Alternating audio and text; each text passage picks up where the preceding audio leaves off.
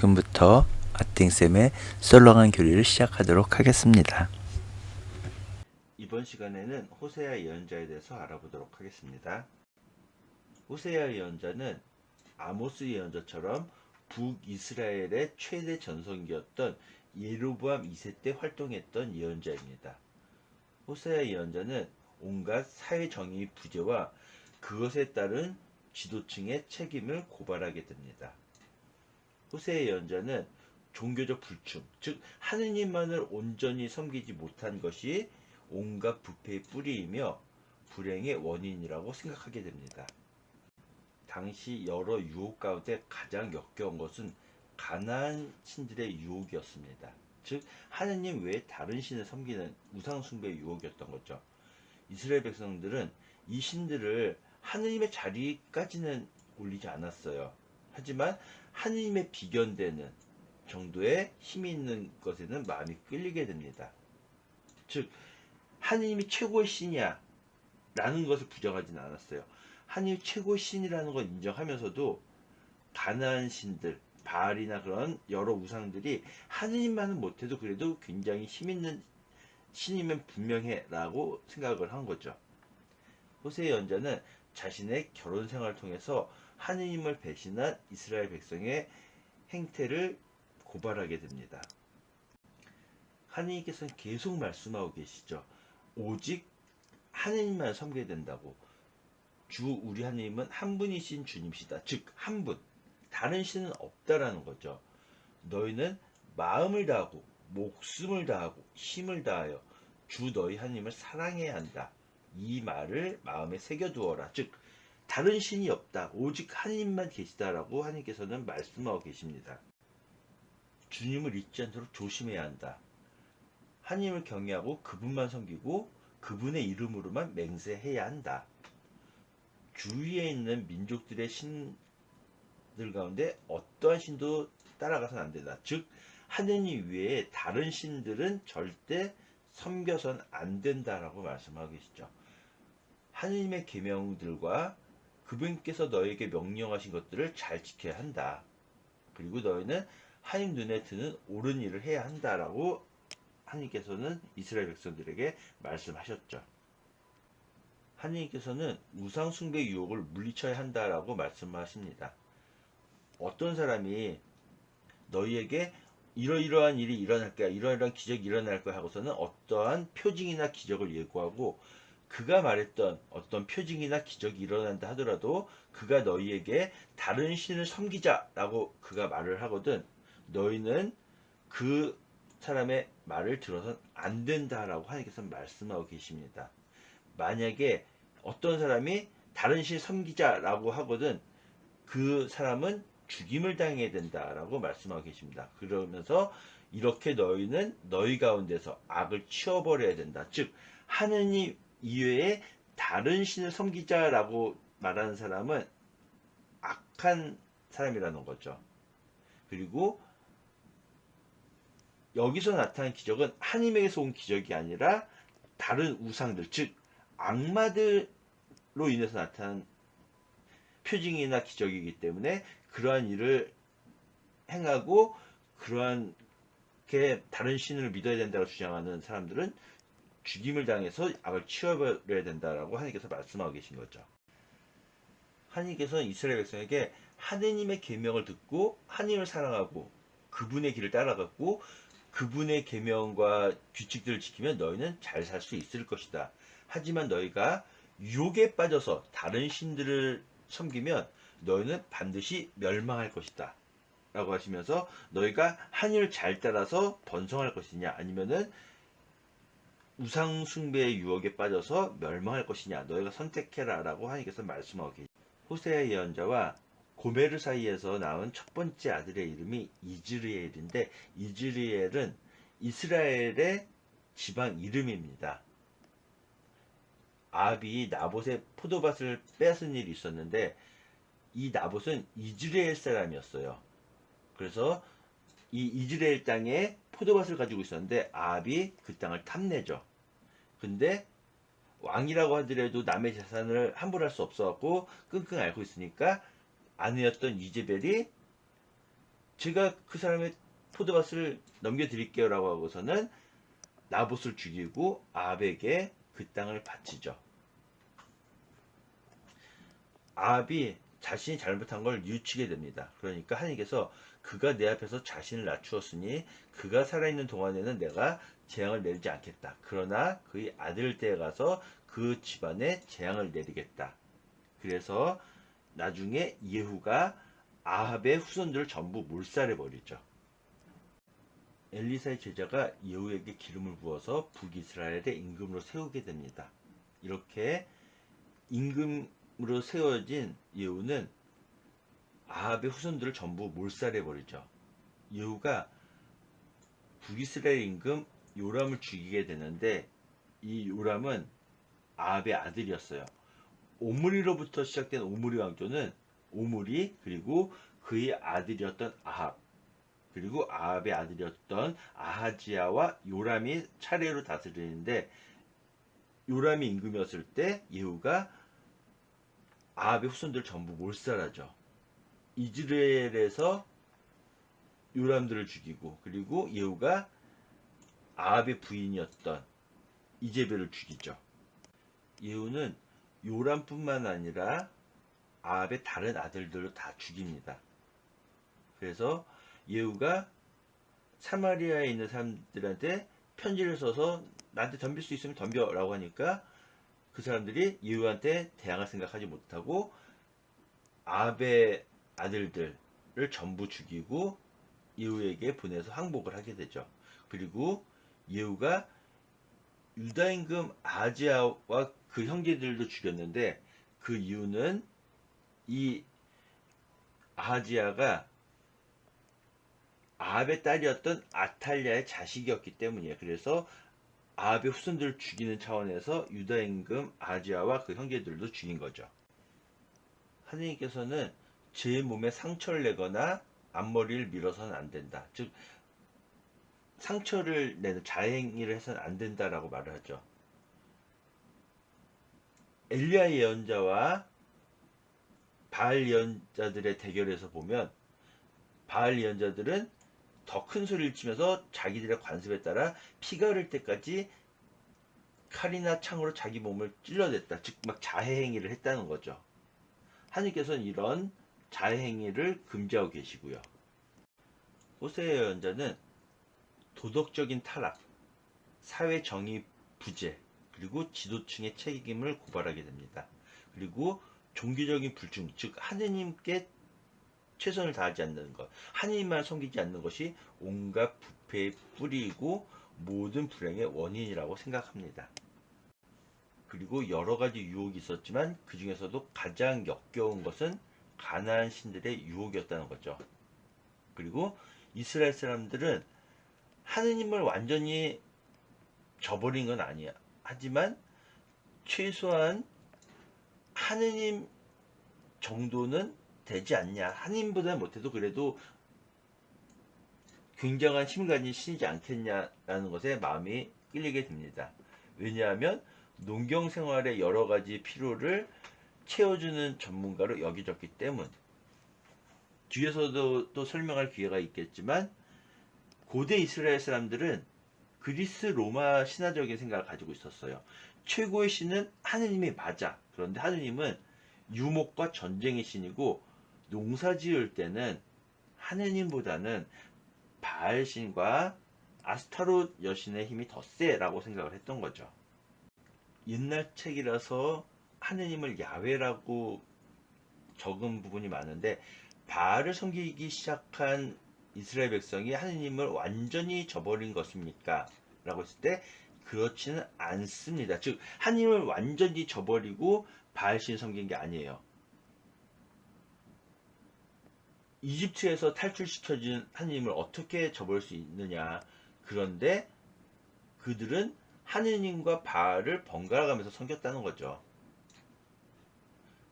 전쟁 때 적이 공격해올 때는 전쟁의 신이니까 하느님께 의지하고 농사 지을 때는 바알에게 의지하려고 했던 거라는 거죠. 다른 고대인들과 같이 신들마다 활동 영역이 다르다고 생각했던 거죠. 즉 하느님이 최고의 신은 맞는데 농사 지을 때는 하느님의 능력보다는 바알의 능력이 더 뛰어났다라고 생각을 했던 것이죠. 호세아서에 보면은 바알이라는 말이 여러 번 나오는데 무슨 뜻일까요? 나중에 나오겠지만 바알은 주인이라는 뜻이 있습니다.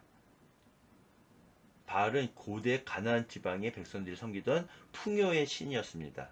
즉 농산물을 많이 만들어주는 그런 풍요의 신이었던 거죠. 이러한 바알을 섬기는 것이 이스라엘 백성에게는 도덕적, 신학적 타락을 가져오게 됩니다.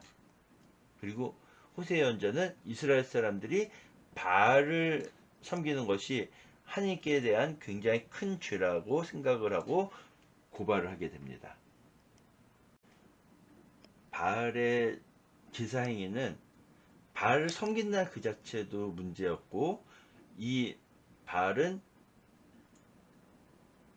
대지에서 바알과 아스타롯의 성적 결합에 의해서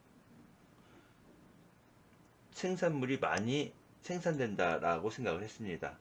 그래서 인간들은 바알과 그 아스타롯의 성적 관계에 좌우되는 풍요를 무턱대고 기다릴 수는 없어서 신들의 관계를 모방해서 신전에서 난잡한 성관계를 가짐으로써 그 출산력에 기여하게 된다라고 생각을 했습니다. 신전에서 바알과 아스타롯의 성관계를 재현함으로써 자연의 번성을 보장받을 수 있다라고 생각을 했죠. 그래서 이 종교식으로서 성행위를 했기 때문에 바알을 섬긴다는 것이 도덕적으로도 윤리적으로도 신앙적으로도 엄청난 타락을 가져오게 된 거죠. 북이스라엘의 마지막 임금도 호세아죠. 그리고 오늘 예언자 이름도 호세아인데 당연히 동일 인물은 아니고요. 호세아는 히브리어로 구원을 나타냅니다. 그리고 우리가 알고 있는 여호수아의 다른 이름, 원래 이름도 호세아였고요. 그리고 예수님의 이름도 구원이라는 의미를 가지고 있습니다. 호세아의 혼인 이야기는 꾸며낸 이야기가 아니라 실제 사실이었습니다. 호세의 결혼은 절대 꾸며낸 허구가 아니지만 또 동시에 하나의 상징이기도 합니다. 가짜는 아니지만 하느님과 이스라엘 관계는 남편과 아내의 관계가 같다라는 상징을 가지고 있는 거죠.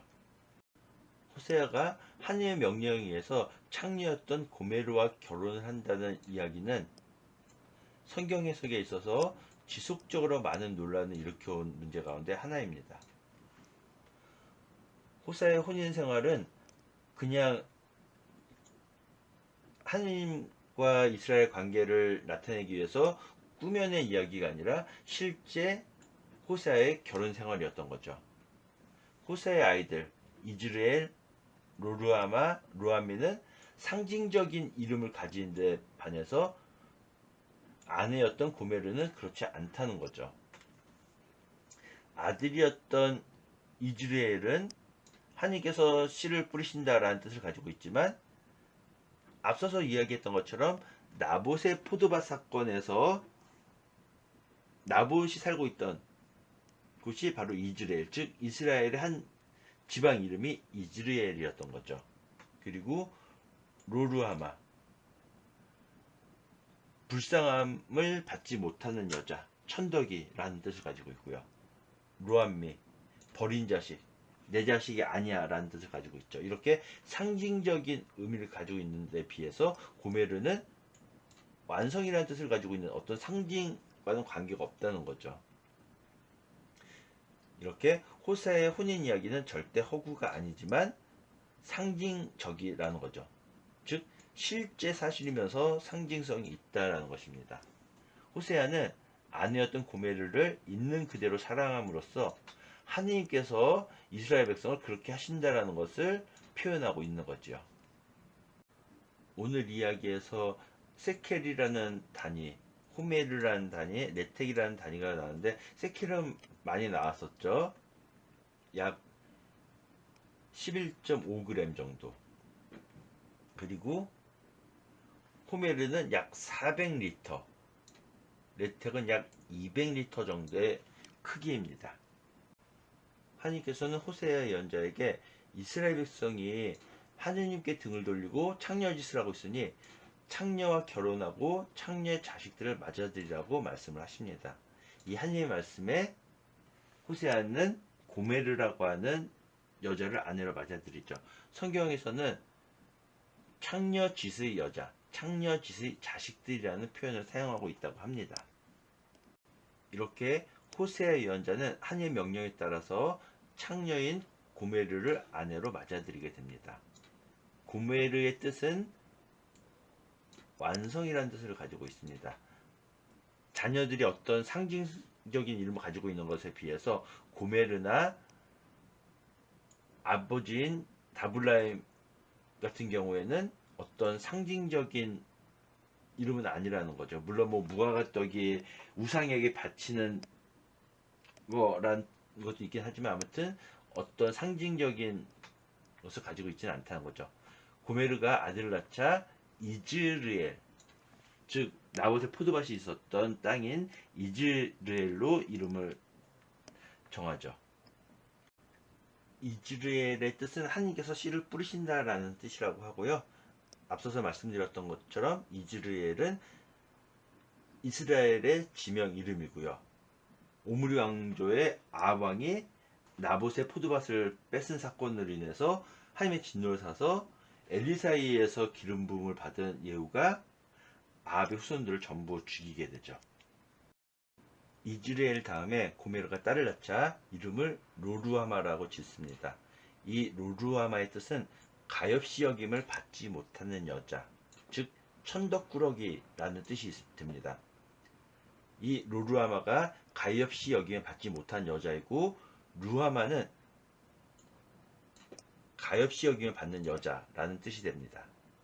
그리고 고메르가 다시 아들을 낳자 이름을 루암미라고 합니다. 이 루암미의 뜻은 나의 백성이 아니다, 즉 버린 자식이라는 뜻이 되죠. 루암미는 나의 백성이 아니다 라는 뜻이고, 암미는 나의 백성이라는 뜻이 됩니다. 로루아마와 루암미로 봤었을 때 이 앞에 붙는 로라는 단어는 모모가 아니다 라는 뜻이 되겠죠. 호세의 예언자는 이스라엘 백성에게 행복한 날이 올 거라고 하면서 자손들이 모레알처럼, 바다의 모레알처럼 불어나고 내 백성이 아니다 라고 했던 그곳에서 너희는 살아계신 하느님의 자녀들이다 라고 할 거라고 예언을 하게 됩니다. 이때 루암미라고 불리던 이들이 암미로 불리고, 로루아마로 불리던 이들이 루아마라고 할 것이다. 즉 내 백성이 아니다 했던 사람들이 내 백성이 되고, 불쌍히 여김을 받지 못했던 여자들이 불쌍히 여김을 받는 여자가 될 것이다 라고 말씀하신 거죠. 하나님께서는 호세아 예언자에게 하나님 당신께서 이스라엘 자손들을 사랑하신 것처럼 너도 바람난 아내 고메르를 다시 맞아들여라 라고 말씀하십니다. 그래서 하나님 말씀에 따라서 호세아는 은 15세켈, 보리 한 호메르와 1레텍으로 고메르를 다시 되찾아오게 됩니다.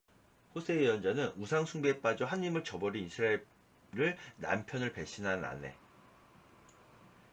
바람난 아내로 비유하면서 이스라엘 백성이 자신의 잘못을 뉘우치고 하나님께 되돌아오라고 말을 하죠. 이 호세아 예언자의 영향을 받아서 예레미야 예언자, 에제키엘 예언자, 이사야 예언자도 하느님과 이스라엘, 즉 이스라엘 백성, 유다 백성들의 관계를 남편과 아내의 관계로 많이 묘사를 했죠. 하나님께서는 이스라엘이 잘못을 뉘우치지 않으면 망할 것이라고 경고를 하시죠. 이스라엘 백성들이 하나님을 배신해서 우상을 섬기고 죄를 짓지만, 그럼에도 하나님께서는 이스라엘 백성을 사랑하시기 때문에 잘못을 진심으로 뉘우치고 하나님께 되돌아오면 하나님께서는 이스라엘 백성을 용서해 주시고 축복해 주실 거라고 이야기를 합니다. 호세아 예언자는 아모스 예언자처럼 예로보암 2세 시대에 활동했던 예언자였죠. 하나님께서는 이 백성이 하느님께 등을 돌리고 창녀짓을 하니까 너도 가서 창녀와 창녀의 자식들을 맞아들여라 라고 말씀을 하시죠. 그래서 호세아 예언자는 고메르를 아내로 맞아들입니다. 그리고 첫 번째 아들의 이름을 이즈리엘로 하고요. 그리고 그 다음에 태어난 딸의 이름을 로루하마라고 하죠. 즉 불쌍함을 받지 못한 여자라는 의미가 되겠고요. 그리고 그 다음에 태어난 두 번째 아들, 셋째는 로암미라고 이름을 짓습니다. 내 백성이 아니다라는 뜻이죠. 하나님께 충실하지 못한 이스라엘 백성을 불륜한 여자로 비유하면서 불륜을, 간음을 치워버려라 라고 말씀을 하시죠. 그리고 그 여자의 길을 가로막고 내가 길을 찾지 못하게 할 것이다. 그 여자는 내가 곡식과 해포도주와 햇기름을 주었다는 것을 알지 못한다. 즉 이스라엘 백성은 하나님께서 모든 것을 주셨는데 그것을 알지 못한다라는 것이죠. 그리고 내가 그것을 결정하면은 아무도 어떻게 하지 못할 것이다 라고 말씀을 하시죠. 그리고 나는 바알들의 축제일 때문에 그 여자를 벌하리라. 즉 이스라엘 백성을 바알을 섬긴 죄 때문에 벌하겠다라고 말씀을 하고 계시죠. 앞서서 바알이 내 주인이라는 뜻이 있다고 했는데 더 이상 바알이라 부르지 않고 내 남편이라 부르리라. 나는 너를 영원히 아내로 삼으리라. 내가 로루아마를 가엾이 여기리라. 그리고 로암미에게는 내 백성이다 라고 할 것이다. 즉 로루아마가 루하마가 되고 루암미가 암미가 될 것이다 라고 말씀을 하시죠. 하나님께서는 호세아 연자에게 너를 배신하고 다른 남자와 간음을 저지른 고멜을 용서해 주어라.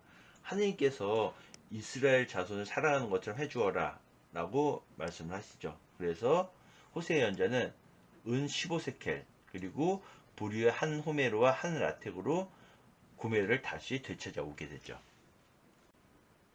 하나님께서는 이스라엘 백성이 진실도 없고 친의도 없고 하나님을 아는 예지도 없다라고 하면서 그래서 저주와 속임수와 살인, 도둑질, 간음이 난무하고 유혈천국이 그치지 않는다라고 하면서 이스라엘 백성을 단죄하시죠. 그리고 사제들에게는 나에게 죄를 지었으니 나도 너희의 영광을 부끄러워 바꿔버리겠다.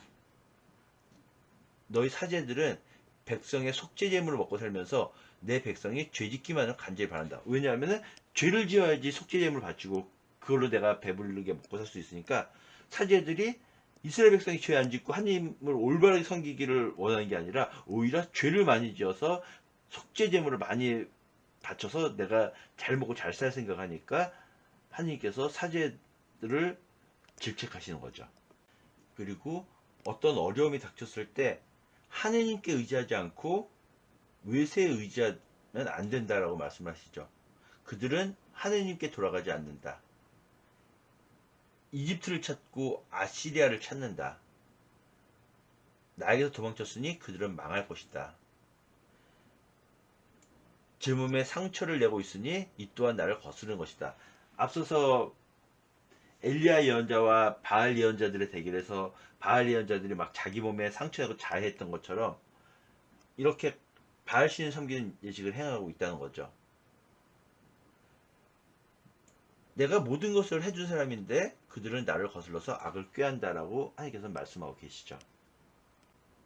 하나님께서는 분명히 우상을 섬기다가 망한다라고 말씀을 하셨고 하나님 말 따르면 번성하지만 유혹에 빠져서 우상을 섬기면 망할 거라고 했는데 이스라엘 백성이 좋은 것을 뿌리치고 나쁜 것을 선택했으니 망할 것이다 라고 말씀을 하시죠. 이스라엘 백성이 우상 숭배를 했기 때문에 벌을 받을 것이다. 즉 사마리아는 망하리라. 즉 북이스라엘의 수도가 사마리아죠. 즉 이스라엘 망할 것이다 라고 경고를 하고 계시죠. 왜냐? 우상 숭배를 했으니까. 하나님께서는 이스라엘 백성에게 회개를 촉구하십니다. 지금이 바로 하나님을 찾을 때다. 빨리 뉘우쳐라. 그렇게 말씀하시면서 너희가 그렇지 않으면은 결국 돌이킬 수 없이 망하게 될 것이다. 베테라 너희가 그렇게 되리라. 너희가 지은 큰 죄악 때문이다. 새벽녘에 이스라엘 임금은 반드시 망하리라. 우상 숭배하고 그렇기 때문에 너희가 망할 것이다. 그렇게 말씀하고 계시죠. 하나님께서 이스라엘 백성을 애타게 찾으시는데 내가 부를수록 그들은 나에게서 멀어져 갔다. 그들은 바알신에게 희생제물을 바치고 우상들에게 향을 피워 올렸다. 내 백성은 나를 배반하려고만 한다. 하지만 내가 어떻게 너를 버릴 수 있겠느냐. 나는 다시 너희들을 제 집에 살게 해주겠다라고 말씀을 하시죠. 바알을 섬겼기 때문에 죄를 져 죽었다. 우상을 만들었지만 그 모든 것은 사람의 작품일 뿐이다. 결코 신이 아니다. 그냥 사람이 만들 것 뿐이다. 하나님께서 다시 한번 나 말고는 다른 신을 섬겨서는 안 된다. 나 외에는 구원자가 없다라고 말씀을 하고 계시죠. 하나님께서 이스라엘 백성에게 내게 돌아와라. 너희는 지금 죄악 때문에 지금 흔들리고 있다. 외세, 아시리아, 이집트 외세는 우리를 구원하지 못합니다라고 해라. 이제 내가 반역만 꾀하는 그들의 마음을 고쳐주고 기꺼이 그들을 사랑해 주리라. 라고 하나님께서 말씀하고 계시죠. 지금까지 들어주셔서 대단히 감사합니다.